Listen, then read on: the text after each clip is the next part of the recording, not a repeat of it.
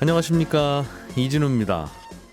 내년부터 주식 거래를 할 때의 호가 가격의 단위가 낮아집니다. 즉 호가가 좀 더 촘촘해진다는 건데요. 예를 들어서 지금은 500원 단위로 매매 주문을 할 수 있는 현대차와 네이버 같은 주식을 이제는 100원 단위로 사고 팔 수 있게 되는 겁니다. 국내의 폐지 가격이 크게 떨어지고 있답니다. 경기 침체의 영향이 폐지 가격에도 미치고 있는 것 같습니다. 최근에 초단기금리 ETF에 자금이 몰리고 있다는데, 초단기금리 ETF, 이건 어떤 금융상품이길래 자금이 몰리는 건지, 혹시 투자하기 전에 알아둘 점은 없는지 짚어보겠습니다. 12월 2일 수요일 손에 잡히는 경제, 광고 잠깐만 듣고 바로 시작하겠습니다. 경제 뉴스들 정리해 보겠습니다. 오늘도 김현우 소장, 박세훈 작가, 한국경제신문 이슬기 기자, 이렇게 세 분과 함께 합니다. 어서 오십시오. 네, 안녕하세요. 자, 이슬기 기자님이 갖고 오신 소식, 초단기금리 ETF라고 하는 곳에 시중 자금이 몰리고 있다. 초단기금리 ETF가 뭡니까? 네, 요즘 하루도 손실이 안 나는 ETF라고 해서 인기인데요. 이게 금리의 종류나 아니면 그 금리가 결정되는 구조가 굉장히 중요한데 잘 모르시고 투자하는 분들이 많아서 가져온 소식입니다. 일단 이제 물어보신 대로 초단기 금리 ETF가 뭐냐 하면은 CD 금리나 코퍼 금리, 코퍼는 KOFR이라고 쓰는데 이 금리처럼 초단기 금리의 연간 수익률을 365일치로 쪼개서 수익을 주는 상품입니다. 아주 쉽게 말해서 CD 금리가 오늘 연 3.65%라고 가정을 하면은 오늘은 0.01%만큼의 수익을 주는 ETF인 거죠. 3.65를 365일로 나누니까. 네. 그러면 금리가 마이너스가 되지 않는 이상은 손실이 나지 않는 ETF인 겁니다. 뭐 요즘은 금리가 높으니까 주식 같은 데 좀 위험하게 투자하기보다는 안전하게 예금이나 하고 싶은데 1년씩 돈이 묶이는 건 좀 싫다 하시는 분들이 많거든요. 그런 분들이 파킹 통장처럼 이 ETF를 많이 산다고 합니다. 시중에 CD 금리 같은 거를 그대로 따라가는, 연간 한 3-4% 정도 금리 주는 거니까 그대로 따라간다고 하는데 굉장히 느리게 가겠네요. 네, 그렇습니다. 하루에 0.01, 0.02씩 이렇게 수익률이 조금씩 올라가는. 그러나 절대 백스텝은 밟지 않는. 그렇습니다. 알겠습니다. 따라가는 금리가 CD 금리나 코퍼 금리라고 하셨는데 어떤 금리예요? CD 금리와 코퍼 금리는? 먼저 CD 금리가 뭐냐면 은행이 돈을 빌려올 때 붙는 이자입니다. 은행이 사람들한테 대출을 내줘서 돈을 벌고는 싶은데 요즘 예금 가입이 별로 없다. 그러면은 그때 은행이 채권처럼 CD라는 것을 시장에 발행을 해갖고 자금을 조달합니다. 은행이 돈 꼬아오는 수단이군요. 네, 그렇습니다. 근데 이때 CD 금리는 어떻게 결정이 되냐 하면은 국내 10개 증권사가 낸 호가를 평균 내갖고 매일매일 공시가 됩니다. 근데 이게 증권사가 낸 호가를 기준으로 금리가 결정이 되다 보니까 이거 증권사가 담합하면은 금리 조작할 수 있는 거 아니야? 라는 의문이 든 거죠. 그래서 실제로 영국에서도 CD 금리랑 비슷한 리보 금리라는 게 있었는데 이게 은행들이 실제로 담합을 해오고 금리를 조작한 사태가 있었거든요. 담당자들 모이면 그냥 한 테이블이니까 늘 친하니까. 그래서 이거 안 되겠다 해갖고 탄생한 게 코퍼 금리입니다. 코퍼 금리는 무슨 금리인데요? 코퍼 금리는 호가가 아니라 실제로 단기자금 시장에서 거래된 데이터, 더 정확히 얘기를 하면 RP 금리를 토대로 결정이 됩니다. 이 RP라는 건 금융기관이 국채 같은 것을 담보로 놓고 발행할 채권을 얘기를 하는데요. 이게 특히 코퍼 금리가 채택한 RP 금리는 만기가 하루짜리입니다. CD 금리는 보통 만기가 3달짜리니까 훨씬 이 금리가 짧은 거죠. 당장 내일 원금이랑 이자를 돌려주는 만큼 위험도가 훨씬 낮다고 보시면 될 것 같습니다. 정리하자면 CD 금리보다 만기가 훨씬 짧고 위험도가 아주 낮은 게 코퍼 금리다라고 보시면 될 것 같습니다. CD 금리나 코퍼 금리나 그냥 시중 금리라고 생각하면 되는데 둘 중에 뭐가 시중 금리를 제대로 반영하는 거야? 라고 고민하다가 짜장면 짬뽕 중에 고르기 어려우니 그냥 둘 다 합시다. 원하는 걸로 합시다 하는 정도로 정리된 것 같네요. 그렇습니다. 그러면 CD 금리나 코퍼 금리나 요즘은 금리 차가 별로 안 납니까? 보통은 거의 차이가 안 나는데 요즘은 좀 크게 차이가 납니다. 실제로 어제 보니까 CD 금리가 연 3.96%였거든요. 거의 4%네요. 근데 코퍼 금리는 3.05%였습니다. 거의 3%. 예, 거의 1%포인트 차이가 나는 거죠. 예. 그 왜 그러냐면 만기가 달라서 그렇습니다. 이게 하루짜리 RP는 시장 상황이나 이런 걸 가격에 반영하기엔 너무 만기가 짧잖아요. 네. 그렇다 보니까 이 코퍼 금리는 거의 기준금리랑 비슷하게 움직입니다. CD 금리는 아까 만기가 석 달이라고 하셨죠? 예, RP 금리는 하루짜리. 그리고 RP 금리를 반영하는 게 코퍼 금리. CD 금리는 약간 높겠네요. 그래도 오래 빌려가는 거니까 석 달이면. 예, 그렇습니다. 네. 그래서 뭐 앞으로 석 달 동안 한국은행이 기준금리를 더 올릴 것 같다. 그러면 좀 이 CD 금리에는 미리미리 땡겨서 높게 반영을 하는 거죠. 예. 그리고 또 요즘 레고랜드 사태로 단기자금 시장도 좀 위축이 되고 그러니까 전반적인 시중금리도 오르고 있는데 예. 그 영향도 이 세 달 동안이니까 CD 금리엔 반영할 시간이 충분히 있는 겁니다. 그러다 보니까 요즘 코퍼 금리보다는 CD 금리가 훨씬 급하게 오르고 있는데 네. 최근 그 실제로 CD 금리 수준이 글로벌 금융위기 이후 14년 만에 가장 높은 수준이라고 합니다. 뭐 CD 금리뿐만 아니라 뭐 웬만한 금리가 다 그때 이후로 제일 높은 수준이니까요. CD 금리도 그렇겠죠. 네.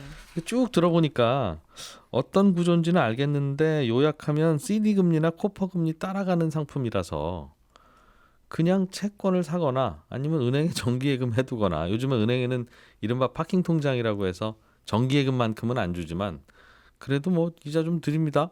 언제든지 수시로 넣고 빼실 수 있어요 하는 것들도 있는데 그거랑 비교해서 이게 더 좋은 거가 있어요?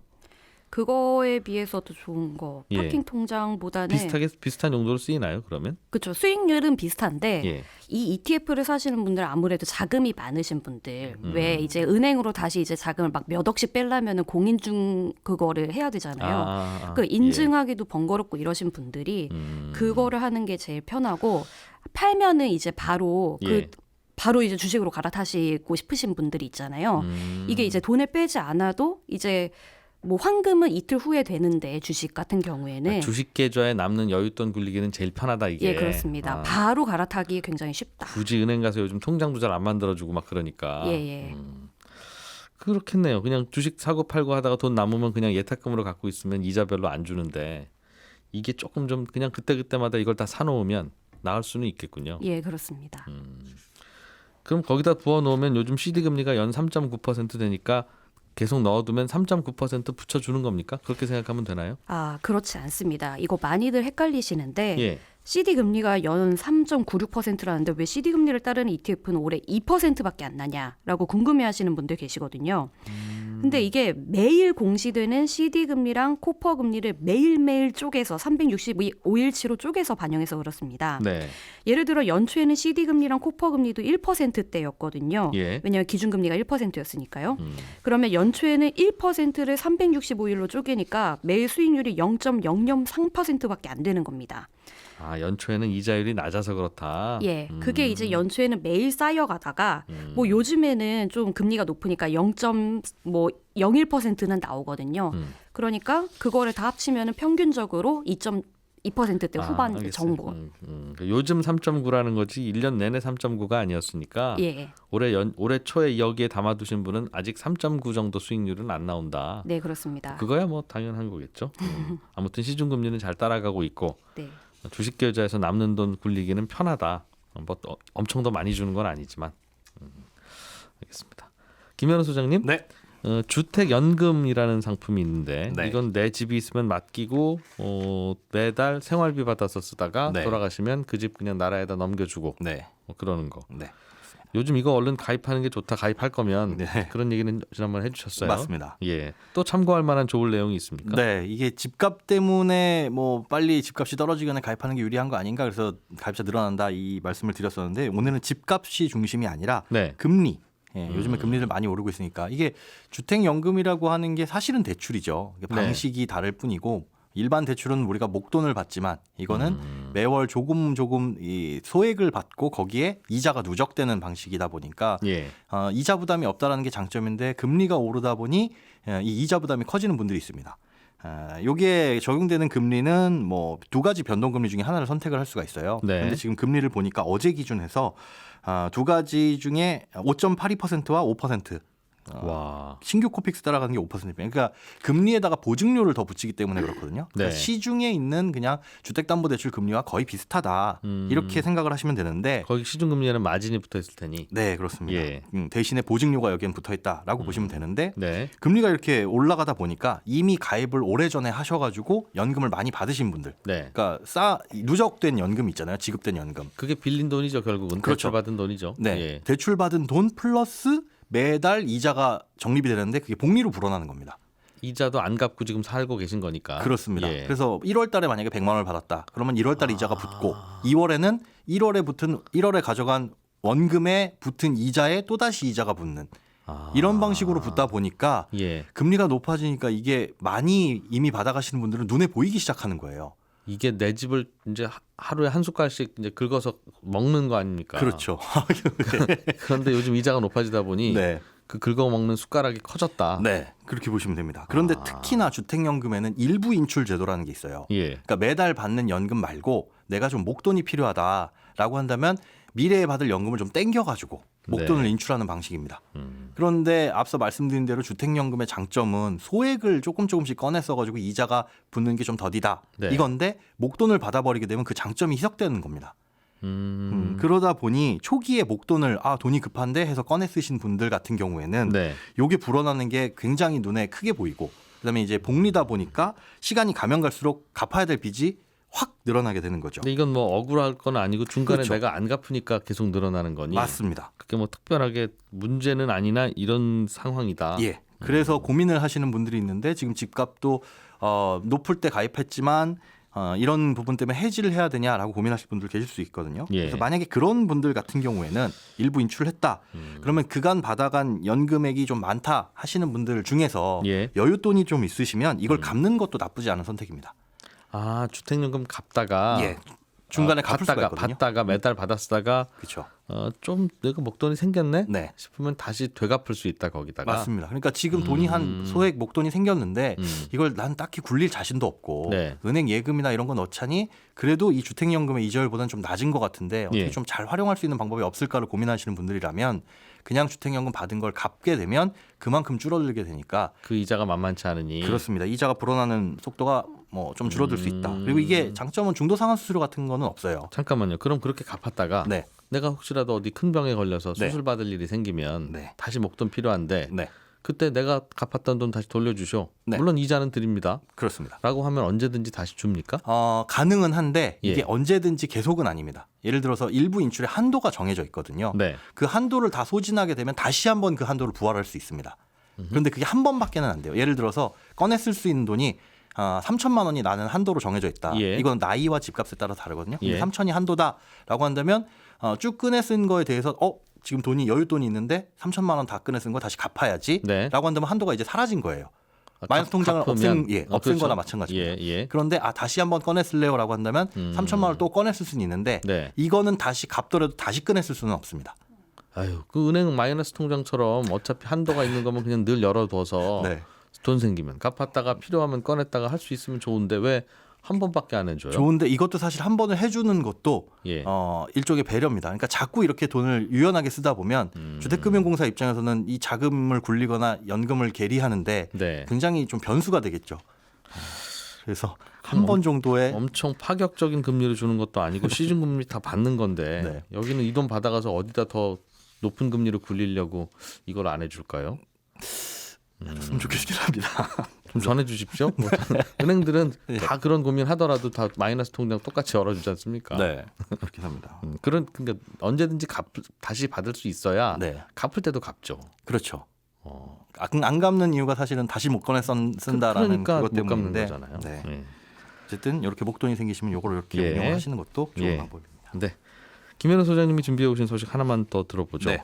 내년부터 주식을 사고 팔 때는 이 호가가 좀 더 촘촘해진다는 네, 그렇습니다. 건데 예. 어떻게 바뀌어요? 어제는 ETF 호가가 촘촘해진다라고 말씀드렸는데 오늘은 이제 주식 일반 주식도 해당되는 겁니다. 예. 예를 들어서 10만 원 이상 주식은 지금 호가의 단위가 500원입니다. 그래서 10만 500원, 10만 1,000원 이런 식으로만 주문을 낼 수 있는 거죠. 네. 10만 600원, 10만 700원 이건 안 되고요. 그런데 이 가격 단위가 이제 내년에 조금 더 낮아진다. 500원 단위로 할 수 있는 건 100원 단위로 낮춰지고 10만 100원. 네. 이 가격 또 이제 가격대에 따라서 구간이 7개로 나뉘어져 있거든요. 예. 뭐 1,000원 이하는 얼마씩, 뭐 5,000원 이하는 얼마씩. 근데 이것도 7개 구간에서 10개 구간으로 좀 세분화됩니다. 이렇게 좀 자잘하게 하는 이유는 이 시장에 참여하는 투자자들, 시장 참여자들의 거래 비용을 줄이는 게 목적이에요. 그러니까 주식을 주문할 때 만약에 지금 즉시 매수를 원하는 경우엔 남들보다 비싼 가격에 주문을 내야 되잖아요. 예. 예를 들어서 위에 호가를 잡아먹어야 되니까 내가. 그렇죠. 예. 팔려는 사람이 예를 들어 10만 1,000원에 내놓고 살려는 사람의 가장 비싼 가격이 10만 500원이다. 그럼 이 10만 500원보다는 비싼 가격을 불러야 되는데 예. 10만 600원은 부를 수가 없으니 그냥 10만 1,000원으로 휙 뛰는 겁니다. 그런데 이 가격을 촘촘하게 형성을 해놓으면 중간에 10만 700원에도 형성될 수 있고 10만 800원에도 형성될 수 있다 보니까 그리고 실제 거래는 이렇게 치밀하게 형성된 가격이 한 종목에서도 뭐 몇백만 건씩 일어나다 보니 전체적으로 합치게 되면 이런 거래 비용이 감소가 된다라는 취지 때문에 이렇게 바꾸는 겁니다. 제일 이상한 게 9,000원에서 10,000원 넘어갈 때 그래요. 9,000원대 주가는 9,970원에도 사고 팔고 9,980원, 9,990원, 네. 10,000원까지는 10원 단위로 올라가다가 네.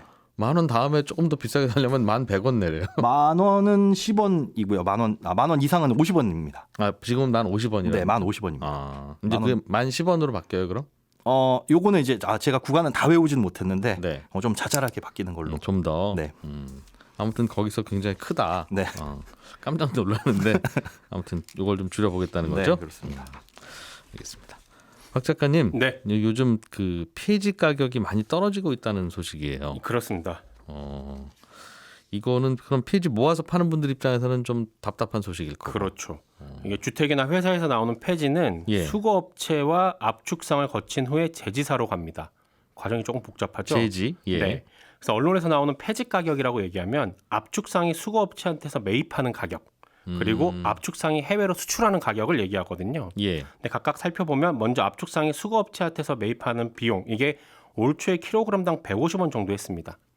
보통은 한 120원 정도 하거든요. 그러니까 고물상으로부터 사가는 가격이니까. 그렇습니다. 고물상에 갖다 파는 가격은 그거보다 조금 싸겠네요. 조금 쌉니다. 예. 근데 120원 정도 하던 게 150원으로 오른 게 작년에 좀 경기가 살아나면서 택배 상자가 많이 쓰이다 보니까 폐지 수요가 올라가서 그렇거든요. 네. 근데 이게 9월 말 기준으로는 킬로그램당 108원입니다.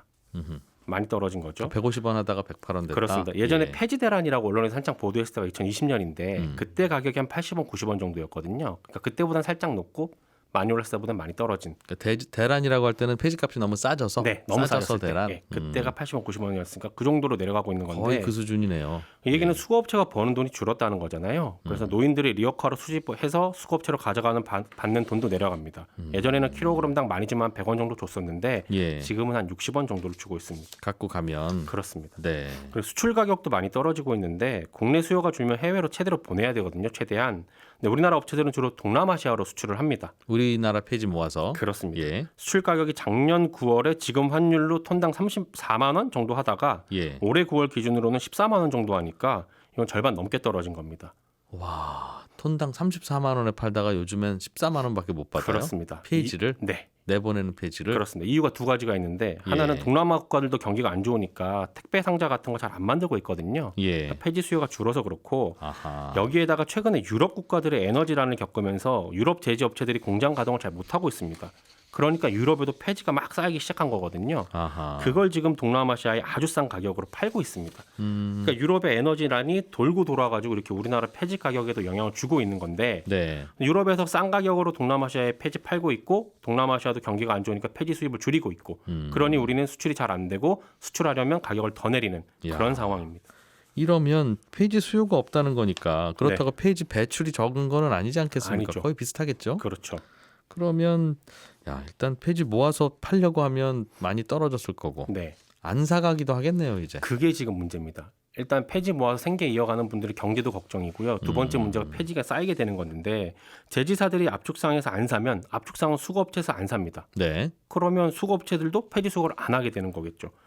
지금 많이 쌓여 있어요. 재고사에 쌓인 폐지 재고가 15만 톤 조금 안 되는데 평소에 재고가 한 7만에서 8만 톤 정도니까 재고가 이미 2배 늘었거든요. 그럼 남으면 어떡합니까? 폐지를 폐지가 남으면. 예전 같았으면은 폐지 예. 남는 거 태우거나 아니면 땅에 묻거나 했었을 텐데 예. 근데 지금은 환경 규제도 엄격해졌고요. 환경 매몰하거나 하는 비용도 올라갔기 때문에 쉽게 하지도 못합니다. 그래서 일단은 쌓아놓고만 있는 건데 쟁여놓고 있다. 이게 이제 조금 더 심각해지게 되면 아파트나 주택에 이게 쌓이게 될 거거든요. 안 가져가니까요. 가져가는 비용도 안 나오니까. 네. 그래서 아이고. 지금 정부가 일단은 정부가 갖고 있는 공공 비축 시설들이 있어요. 창고들이 전국에. 거기에 지금 어느 정도로 격리를 하고 있는데 네. 어제 환경부랑 통화를 해보니까 자기들 지금 모니터링을 하고 있고 만약에 상황이 좀 더 심각해지면 야. 비축하는 물량을 늘리겠다고는 하고는 있습니다. 야, 이거 쌀 소매하고 비슷한 개념이네요. 그렇죠. 폐지 소매를 하고 있네 정부에서. 그렇습니다. 격리시키고 있는 겁니다.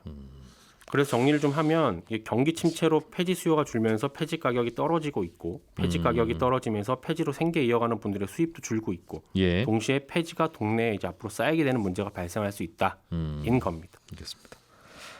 김현우 소장님, 한신공영이라는 중견 건설사가 있는데 네. 여기도 채권이 거래되는데 얼마 전에 연수익률 60% 넘는 금리로 거래가 됐다는 네. 거예요. 그렇습니다. 60% 넘는 금리면 100만 원 넣어놓고 1년 기다리면 60만 원을 이자로 준다. 혹은 그만큼- 60만 원의 수익을 낼 수 있다 이런 뜻이죠. 그런데도 안 사갔다는 거죠, 사람들이. 그 가격에 거래가 된 겁니다. 어허. 그 가격에 거래가 됐는데 이게 예. 사실은 뭐 결론부터 말씀드리면 소액이고 단발적인 거라서 그게 시장에 큰 영향을 미칠 것이냐라고 봤을 땐 그렇지는 않을 것 같은데 이게 만기가 얼마 안 남은 겁니다. 그러니까 예를 들어서 오늘 100만 원 빌려가지고 내일 101만 원 갚으면 네. 이자는 만 원이지만 이걸 1년으로 환산하면 365%잖아요. 네. 이 채권도 마찬가지로 만기가 한 4개월밖에 남지 않은 채권이었고 그러다 보니까 1,800만 원 정도 싼 가격에 거래된 채권입니다. 2억 9천짜리가 뭐 2억 한 8천 정도. 그래서 규모가 크지 않아서 시장에 미치는 영향은 없지만 실제로 사실은 뭐 현재 채권 시장이라든가 건설사에 대한 불안한 심리를 반영한 현상 사건이라고 아닌가. 볼 수도 있겠다. 네, 그렇습니다. 네, 이슬기 기자, 박세훈 작가, 김현우 소장 세 분과 함께했습니다. 그리고 청취자 여러분들도 함께하셨네요. 예, 이진우였습니다. 들어주신 여러분 고맙습니다.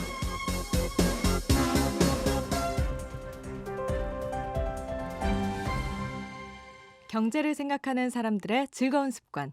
이진우의 손에 잡히는 경제.